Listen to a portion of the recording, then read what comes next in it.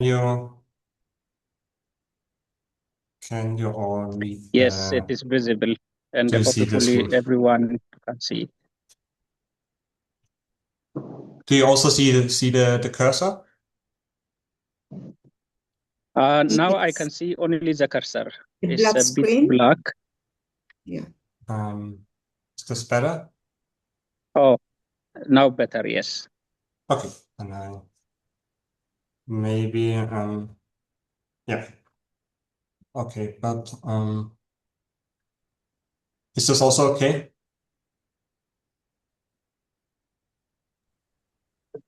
Yes. Yes. It's Okay. Yes. Then I thank you all for coming to this talk, and I especially thank Hufa and Olivia. I met them 3 years ago at a workshop in Arusha, Tanzania, and I'm still very happy that we are still in contact. Okay, so let's start with pattern avoidance in alternating sign rectangles. And here on the slide, it says University of Vienna because last weekend I moved from Ljubljana in Slovenia to Vienna, Austria. But until last week, I have been in Ljubljana. So that's almost correct. And the work I present today is joint work with Matjaž Konvalinka, who is in Ljubljana, and with Svante Linusson from Stockholm.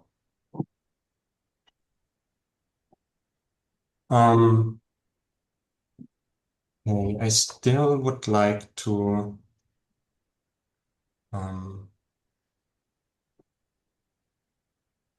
okay, maybe this is better.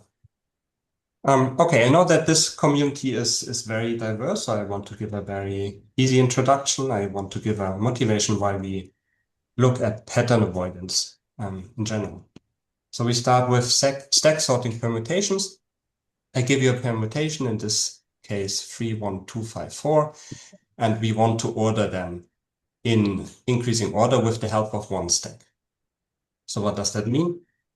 Here we have the stack, and we can put numbers onto the stack. So we move from right to left. So we put the 3 onto the stack. And now we have two options. Either we move the 3 out of the stack to the left, or we put the 1 onto the stack. And since we want to have an increasing order, we put the 1 onto the stack. So now again, the 2, we could put it onto the stack, but since 2 is bigger than 1, we move the 1 out of the stack and have this picture here. So and then we just continue. We put the 2 onto the stack, and we put the 2 out of the stack. Now the 5 is bigger than the 3, so we move the 3 out of the stack. Okay, now this is a bit inconvenient. I'm sorry, I just want to, yes. Okay, 5 onto the stack, 4 again onto the stack, and then we just put everything out of the stack. And what we have now, we sorted the permutation 3, 1, 2, 5, 4 into increasing order. So that is what we wanted. Now let's try a second example. So we start with the permutation 1, 4, 5, 3, 2. Same again. We start by putting the 1 onto the stack. The 4 is now bigger than the 1, so we put the 1 out of the stack. Again, 4 onto the stack. But 5 now is bigger than the 4, so we put the 4 out of the stack, 5 onto the stack, 3 onto the stack, and 2 onto the stack, and then everything out of the stack.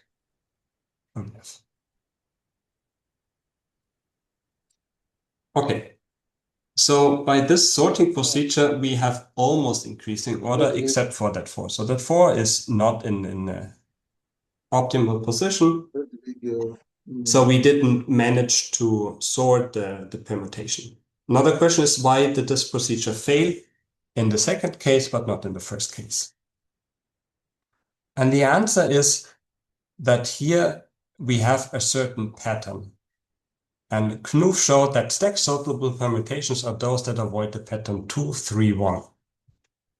And that means we have these blue numbers 4, 5, and 2, and they are in the same relative order as in the pattern 2, 3, 1. So that means the 4 is smaller than the 5, but bigger than the 2. Okay, so this is the motivation why we are interested in enumerating pattern avoiding permutation. So what do we do in this talk? So first we have a closer look at pattern avoiding permutations. Then I will introduce alternating sign matrices as a generalized permutation. Then we look at pattern avoidance and alternating sign matrices. And these three first topics, this is already known. So this is stuff that was done in the past. And then I show you what we've done as new research. So we look at classical pattern avoidance in rectangular alternating sign matrices. And then we look at a different notion of pattern avoidance also in those rectangular ASMs. Okay. So we start or we continue with pattern avoiding permutations. So to give a proper definition, we look at the patterns, these are permutations, as matrices. So here is the permutation matrix of 3, 1, 2. And then we say a bigger, a larger permutation contains this pattern if we have the ones that are in the permutation matrix in the same relative order, or that means as a submatrix. So here on the left side, we see that the permutation contains the pattern 3, 1, 2. These are the red ones. And on the right side, we see a permutation that avoids the pattern 3, 1, 2. And we are interested in enumerating permutations that avoid a given pattern. Okay, so let's try our first examples to enumerate pattern avoiding permutations. We denote this by this AB, and we start with patterns of length 2. So there are two patterns of length 2, 1, 2, and 2, 1. And we see that a permutation that avoids the pattern 1, 2 means that they don't have any ascent. So they should be strictly decreasing, and there's just simply one permutation that decreases. We'll go from 1 to n minus 1 to 1. And permutations that avoid the pattern 2, 1 are strictly increasing, so we cannot have any descent. So the only option we have is 1, 2, up to n. So in that very easy case, we see that there are exactly one permutation of length n that avoid the pattern 1, 2, or 2. Okay. So if we go one further, so we look at permutations of length 3. We first look at these constructional permutations. So we start with a permutation of length 3. Let's say we have 2, 3, 1. And then we have these 3 constructions. So we look at the reverse permutation. That is just we read the permutation from right to left. So we get 1, 3, 2. We can look at the inverse permutation. That is just the inverse in an algebraic sense in the symmetric group. And we also have the construction of the complement. So complement means that if we add the components, we always get in this case 4. So 2 plus 2 is 4, 3 plus 1 is 4, and 2 is 4. And if we look at the corresponding permutation matrices, this just means we take the, so let me see, a vertical reflection. In the case of the reverse permutation, we take a, let's see, like a reflection along a vertical axis in the case of the complement, or we take the transposition of the permutation matrix in the case of the inverse permutation. So these are just different symmetries of the square that we use here. And with that, we see that the number of avoiders is the same in the case of 231 or 132 or 213 or 312. And similarly, we see that in the cases of 123 and 321, we have the same number of avoiders. So this that means we have at most two different classes, let's say, of avoiders. But the interesting thing is that we indeed have only one class of avoiders, but this is not clear a priori. So probably the first result on pattern avoiding permutations is by McMahon, and showed that 1 to 3 avoiding permutations are enumerated by the Catalan numbers. And then Knuth later showed in the 60s that this is indeed true for all patterns of length 3. So all pi avoiding permutations of length n for any pattern pi of length 3, their Catalan number nu. And in this case, we say there's exactly one width class. That means we have the same sequence of avoiders. Okay, so now that we solved the case of length 3, what about patterns of length 4? And this is where it gets complicated quite quickly. So what we do know, we have 3 different width classes in that case. And we have closed formulas for 2 of them, due to Gesslin and Bohner. And for the 3rd class, we don't even have a closed formula up to date. So that's why most research focuses on length 3, and there's some research on patterns of that are longer. And what else can we say about pattern avoiding permutation besides exact enumeration? Because we've seen that if we go to permutations of length 4 or longer, there's hardly anything we can say.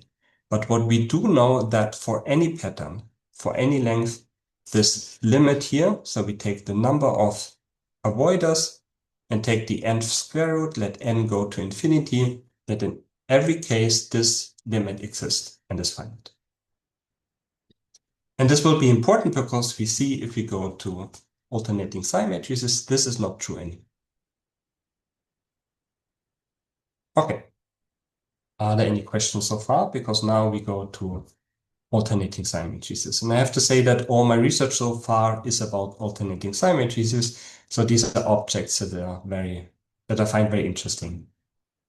And first I want to show you these are very natural generalization of permutations. Okay.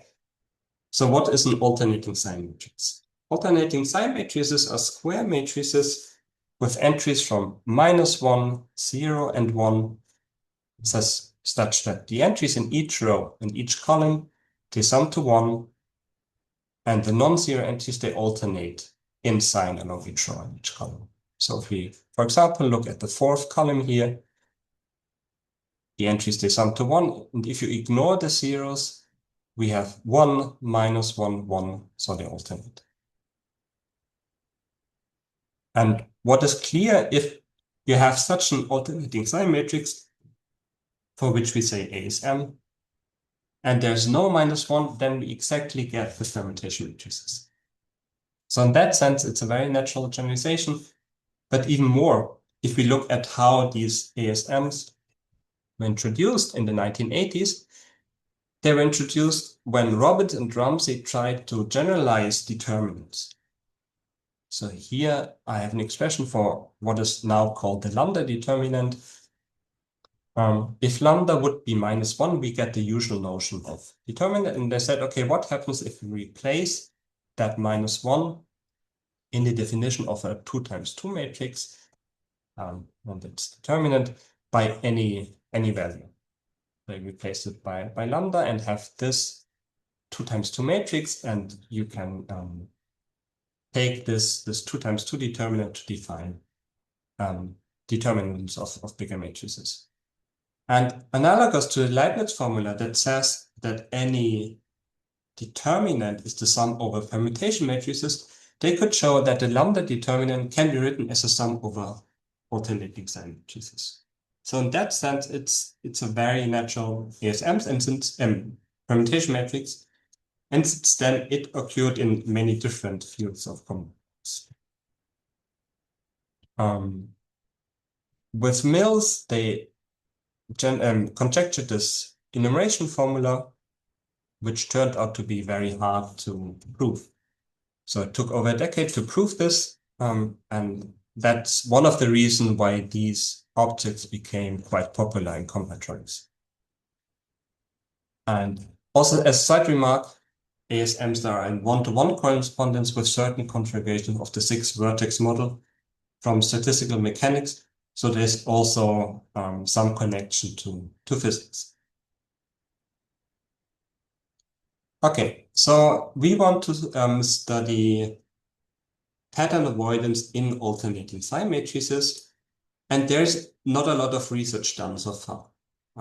Very little, to be honest, but there was one paper almost 20 years ago by Johansson and Linusson, and Linusson is the guy that is one of my collaborators, and he sorry, Hans. Yes. Sorry, Hans, I have a question. Can I please interrupt quickly? Because please, anytime. I'm scratching my head a bit. So you mentioned earlier that the pattern avoiding in permutation, you say that the nth root of avoiding any pattern, so the number of permutation avoiding any given pattern, the nth root of that number is always a constant, and that's relevant because if you just count the number of permutations by Stirling formula, the nth root would be log n, which tends to infinity. Yes. So now in this, in the later case, in this generalization, in the alternating sign matrices, what's the asymptotic formula for that number? Are you for that number? Yeah. So it's at least higher than the number of permutations, because every permutation is alternating sign matrix. Okay. I see. So this grows faster than factorials. Yeah. Okay. Thanks. Yeah, you're welcome.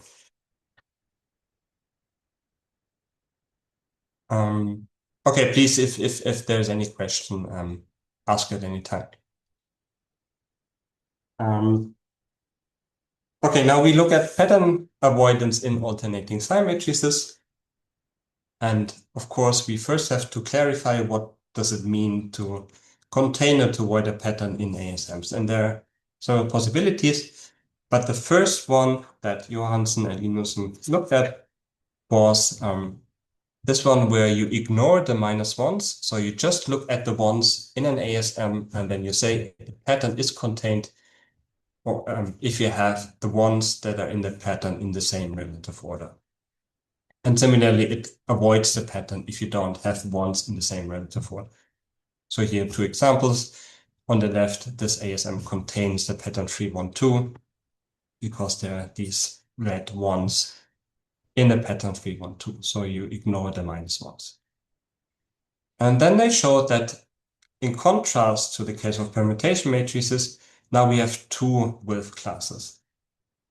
So 1, 3, 2 avoiding ASMs, and the 3 other patterns that are in the same class, also due to symmetry reasons, they are counted by the large Schröder numbers, which we will define later.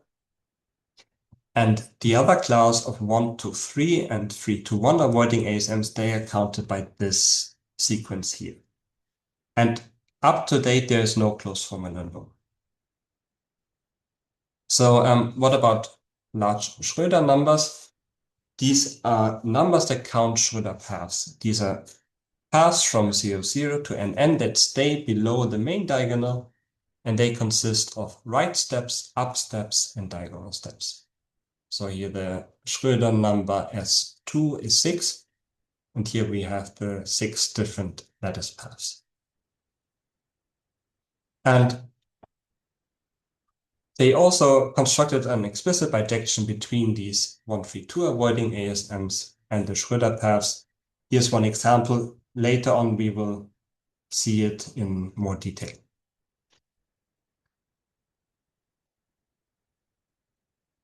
And we talked about this limit, and there was also the question for that limit. And we see the second sequence for which no closed formula is known, that this is super exponential. So that means the standing width limit does not exist. And this motivated these 5 people. I know Jessica Stryker and also Bouvel, Eggersmith, and Troika. And they showed that indeed there's only a finite class of patterns, namely 11 patterns. And if you take symmetry in account, these are essentially only 5 different patterns. And for only these 5 different patterns, or 11, the numbers of pattern avoiding ASMs grow at most exponentially. So it's a rather rare phenomenon to have the standing width limit. But they showed that if you fix the number of -1s, then the number of pattern avoiding ASMs grow at most exponentially. That means also if you don't allow any -1, then you have the permutation case. Okay, so this was all that is known in the literature.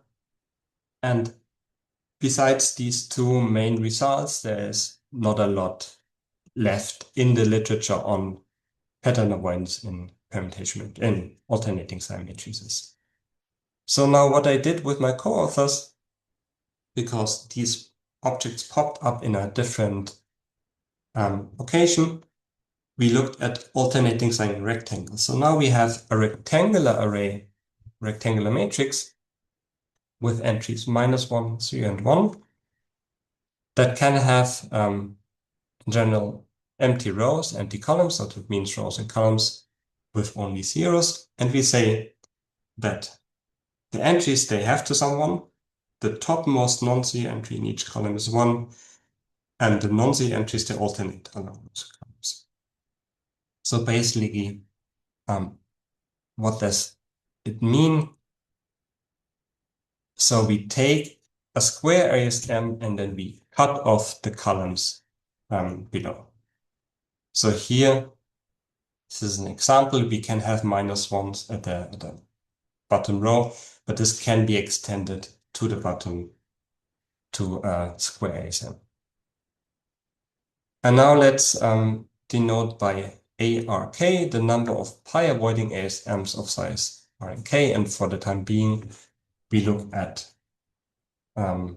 matrices that are wider than height. So R is less than or equal to K. Okay, what can we say about these numbers? So here here 3 tables. And the first thing we see that we have 3 different width classes, because now we cannot reflect the alternating sign rectangles along a horizontal line. So we have at most 3 different width classes, and these numbers are just by computer experiments, and we see that these are indeed different. So we've seen in the permutation case, we have 1 width class. In the alternating sign matrix case, we have 2 width classes. And now for the alternating sign rectangles, we have 3 different width classes. And here on the diagonals, you see here the remains of the Schrödinger numbers. And here in the bottom table, you have the super exponential sequence. So we tried to enumerate these alternating sign rectangles, but we didn't succeed to get exact formulas. So we looked at the asymptotics instead. And to that end, let us first define or say an alternating sign rectangle is fundamental if it does not contain any empty column. We note the number by this FRK. And we want to maximize the number of columns. So we say the fundamental pi-avoiding alternating sign rectangle is maximal if there are no fundamental ASRs with the same number of rows and more columns. And then we can show that this number of avoidance is a polynomial in K and can be written in terms of these numbers of fundamental SRs. And that means in order to get the asymptotics, we have to look at fundamental, or it suffices to look at maximal alternating sign rectangles. And here the proof idea is very simple. Basically, you just take any pi-avoiding ASR, and then you just delete the empty columns. And to take account the choices of empty columns that you can put back in, you just get this binomial.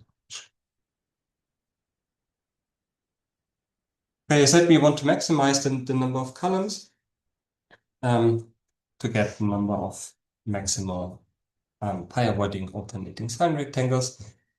And the first observation is that every column contains exactly 1, 1. Because if it would have more than 1, 1, so let's say it has 2 1s, that means there is a -1 in between. And then in the case of these patterns, we can just make 2 columns out of this 1 column, and the resulting matrix is still pi-avoiding. And for the other patterns, you just do it the other way around. But that means if you have a not maximal ASR that is pi-avoiding, you can just maximize the number of columns that at the end, every column has exactly 1 more.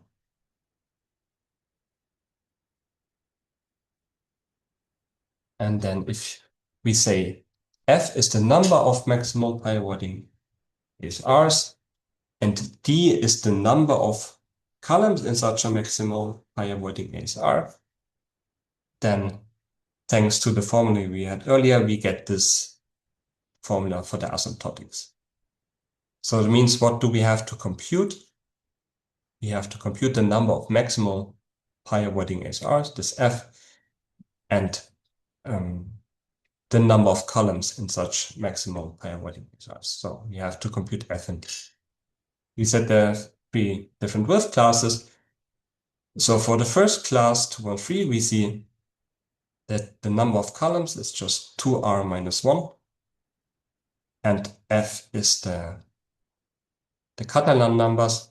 They satisfy this recursion. For the other 2 width classes, the first one, we see that the number of columns is 3r minus 3. And the number of maximal pi-avoiding ASR is the sequence D, which looks similar to the recursion of Catalan numbers. We just have this factor, this additional factor inside. And for the large width class, that would solve the problem of the 1, 2, 3 or 3, 1, 2, 3 to 1 avoiding alternating sign matrices. We get this sequence for the number of the maximal pi-avoiding ASRs, for which we again don't have a formula. So this is just obtained by computer experiments.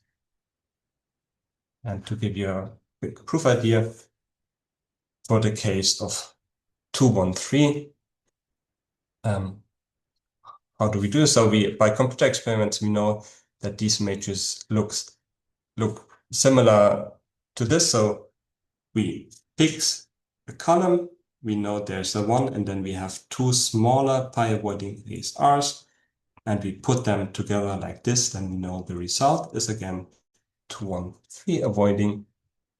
And all that is left to do, we have to show that these are indeed all the maximal 2, 1, 3 avoiding ASRs.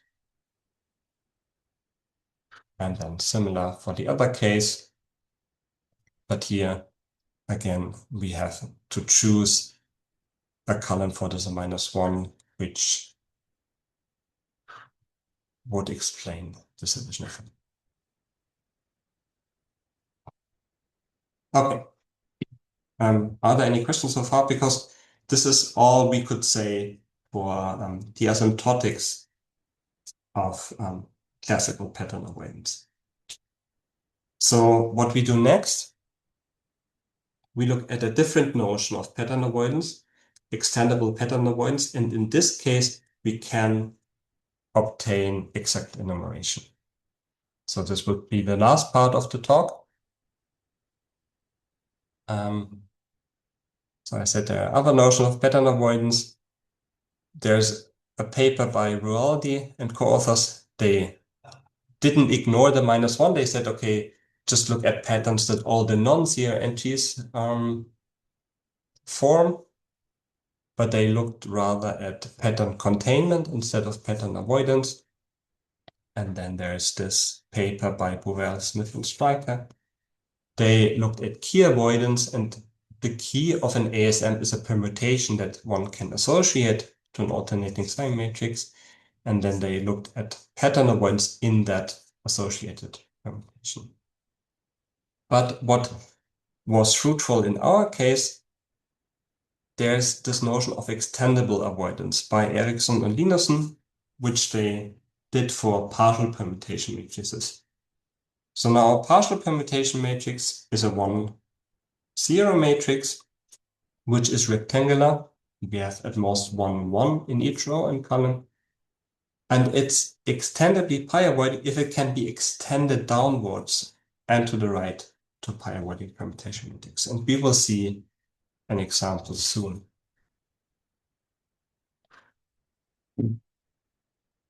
So just a remark on what they showed in the original paper. So Linusson showed that for this notion of pattern avoidance, there are 2 different width classes. And for both classes, he has exact enumerations. And one of the classes is enumerated by the ballot numbers. So the ballot numbers are a generalization of Catalan numbers. It's not too important how exactly we define them, just important to know, okay, so we have so pattern avoidance in permutation matrices is related to Catalan numbers. And now if you go to the extendable pattern avoidance, then we have this generalization of Catalan numbers, namely ballot numbers. And we will see a similar pattern soon. Okay, so what does this extendable avoidance mean for alternating sign rectangles? We just say it is extendably pi-avoiding if it can be extended downwards and to the right to a pi-avoiding square ASM. So here, the black numbers are our alternating sign rectangle, and then we extend it below to a full square alternating sign matrix, and this is 3, 1, 2 avoiding. So we say the original alternating sign rectangle is extendably 3, 1, 2.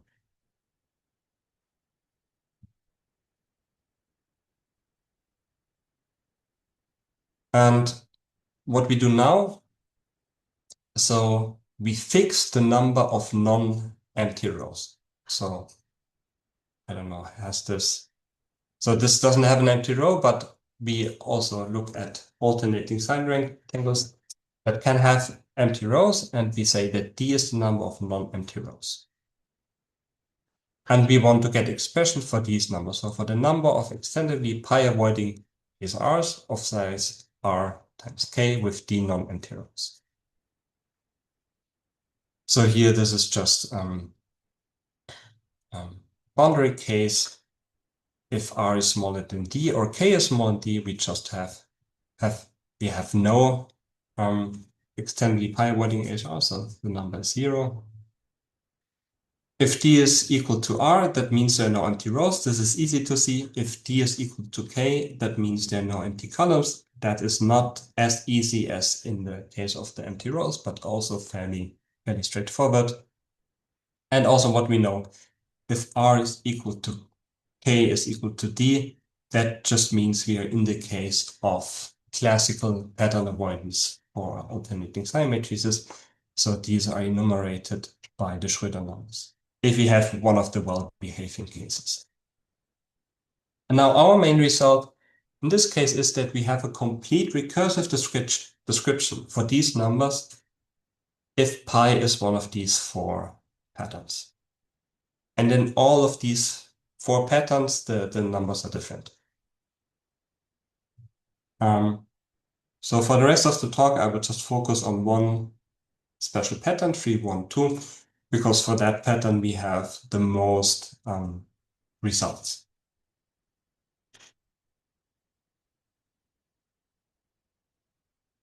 And the first observation is that we cannot have more than 1 minus 1 in any row or column.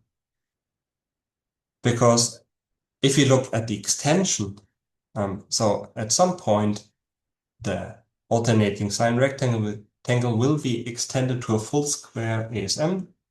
That means we have these red ones, or similar at the right picture. So in any case, we will form a pattern 3, 1, 2. So that means in order to be extendedly 3, 1, 2 avoiding, we can have at most 1 minus 1 in any row or column.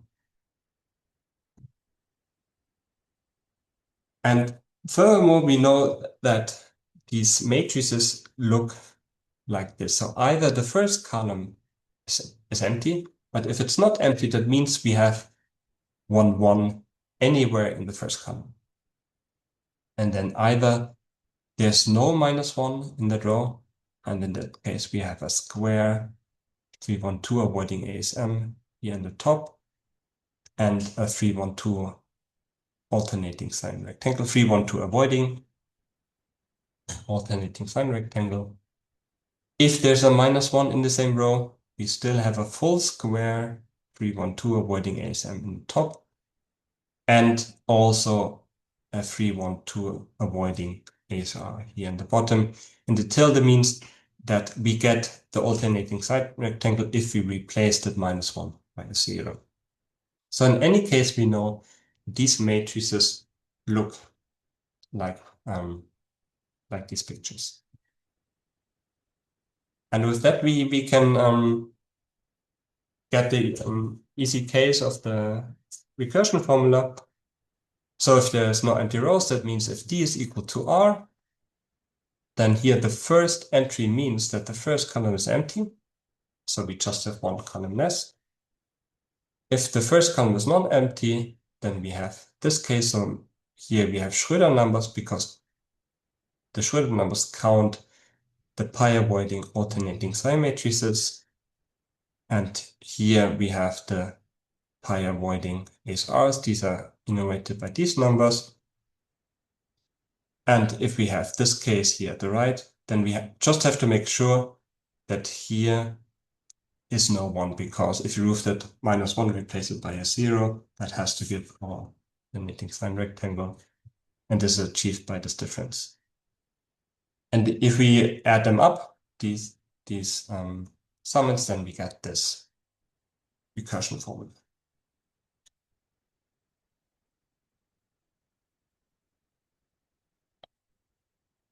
Okay, so here's an alternative formula for what we've seen so far. Just a brief comment. So if we take this generalization of Schrödinger numbers, where we prescribe the number of times the diagonal is hit. So if we we say Sij is the number of Schrödinger paths from 0, 0 to II that touch the diagonal exactly j times. Then we have a generalization of Schrödinger numbers, and they sum up to the Schrödinger numbers. And we can expand our numbers BR, KR in these new Schrödinger numbers. And then we see that this difference equals the number of Schrödinger paths that don't reach the main diagonal at the end, but that stop earlier. And these are Schrödinger-Banach numbers. So the message of the slide is we have a similar phenomenon that if we go to the extendable notion, we have these Banach generalization.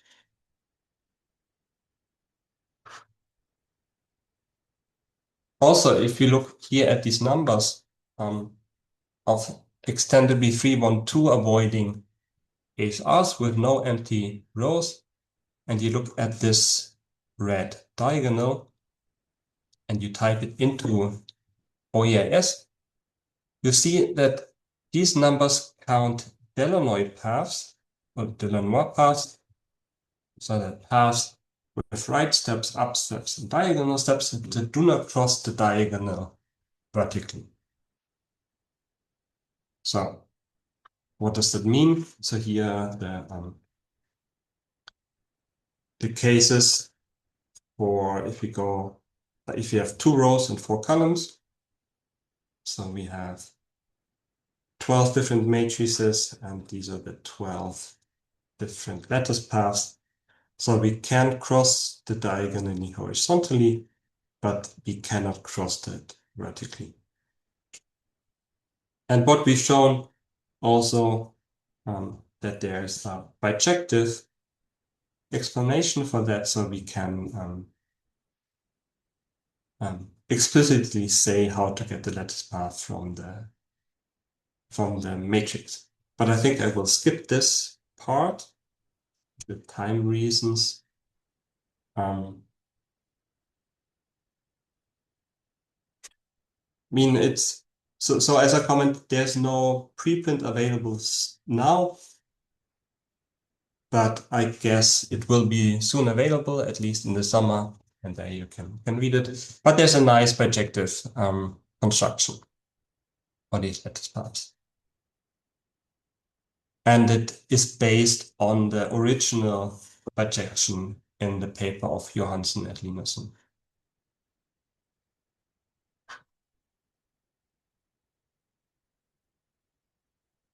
Okay, then I want to get quickly to an end. So what happens if d is equal to k? That means we have no empty columns. And that means that at some point we have an empty row. And if we have an empty row, that means in the extension, we have a 1 here to the right. And to avoid the pattern 3, 1, 2, that means in the lower part, there has to be ascending ones. If we go from left to right, and in the top, there has to be a full high-avoiding alternating sign rectangle. It means in that case, the recursion formula looks like this, where the binomial coefficient just takes into account how we can distribute the ones into different columns.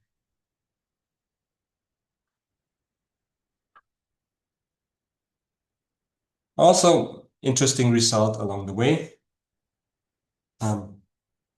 If you take these numbers for the case that we have no empty columns and we expand them like this, so with these binomial coefficients, we get these numbers CJKs. And we know that these numbers CJKs are a refinement of the large Ritter number. So here's a table.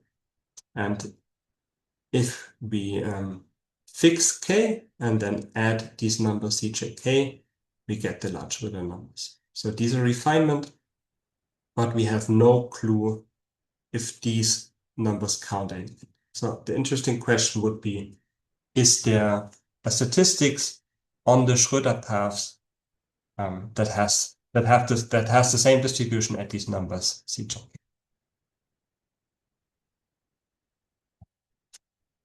And then the last remaining case, if d is equal m smaller than RK, that means the general case, we allow empty rows and columns. And then by a similar argument as before, we get this recursive formula. And together with the base cases, we obtain a complete recursive description of these numbers of 3, 1, 2, extendedly 3, 1, 2, avoiding alternating sign independence. And as I said, we have this similar results, at least a complete recursive description for the other patterns. And to end the talk, so what are some open questions that we had along the way? So the first one was the sequence that popped up in the asymptotic investigation, the asymptotic study of 1 to 3 or 3 to 1, avoiding ASRs. So do we have any formula for the sequence? So would be a first open question. Second open question, what do these number CJK count? So as an example, that would mean find a statistic on these 6 lattice paths that have this distribution 1 to 3. So I have come up with some very silly statistics, but if you go one case further, then this didn't hold. But I would be very interested if someone has a nice idea for such a statistic. And I said we have a full recursive description, so we can compute a lot of numbers with the computer. And in the case of 312, we conjecture that the closed formula for these numbers is this expression. But still, we cannot prove it. What we can prove is that if R is equal to K is equal to D, this gives the Schrödinger numbers as expected, but we only can do this with hypergeometric machinery. So also not the nicest way, but if anyone is good with hypergeometric manipulation, would be also interesting to show this closed formula. And of course, the obvious question, what can we say about the patterns 1 to 3 and 3 to 1? But they are also already difficult in the original case of alternating sign matrices.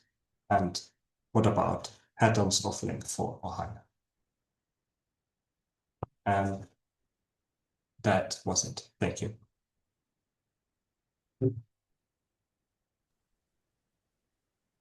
Thank you very much, Professor Hans.